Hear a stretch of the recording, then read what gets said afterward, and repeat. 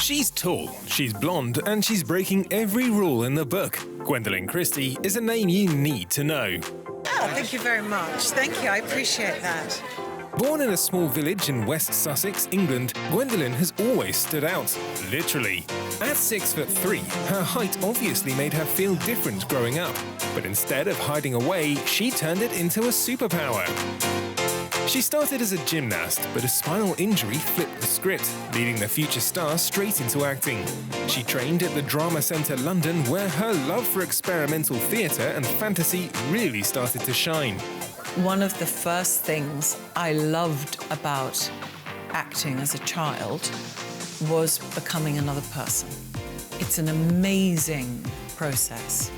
And I just love working with kindred spirits. I love working with fellow souls that I connect to, that want to create work, that care about art, and that truly love cinema. But let's talk about that Game of Thrones glow-up, as Brienne of Tarth, Miss Christie smashed onto our screens in Season 2, giving us a female knight with serious skills, a heart of gold, and a stare that could slay dragons. She trained hard, did her own stunts, and brought depth to a character who became a total fan favourite. And yeah, with Game of Thrones being one of the hottest shows around, Gwendoline totally gets why everyone was obsessed. I think it's so popular because it encompasses so many basic human conditions, but it's in a glorious fantasy of epic proportions. So it makes it much more exciting.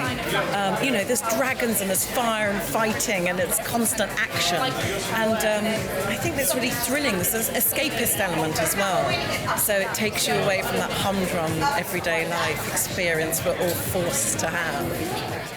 Since then, Gwendoline's proven she's not just a one-hit wonder. She's kicked butt as Commander Lime in The Hunger Games, blustered as Captain Phasma in Star Wars, and most recently gave us all the spooky vibes as Principal Weems in Wednesday. Whether it's fantasy, sci-fi, or dark comedy, this girl can do it all. And for Christie, it's not just about playing a role, she truly cares about her characters, putting in the work to make each one unforgettable. I always care very deeply about my performances. And, you know, you never know actually how it's going to turn out, because the actor is not the one that's in control. The director's in control, the editor's in control, the producers, all the other people involved, you know, camera operators, everybody is involved. It's a truly collaborative process, which is why I love it so much. And when she's not slaying on screen, she's serving looks on the red carpet. Gwendoline is a total fashion icon, rocking everything from avant-garde couture to bold, bespoke pieces by her designer partner, Giles Deacon. She's not afraid to take risks, and the fashion world is here for it. And off-camera, Gwendoline's all about keeping it real.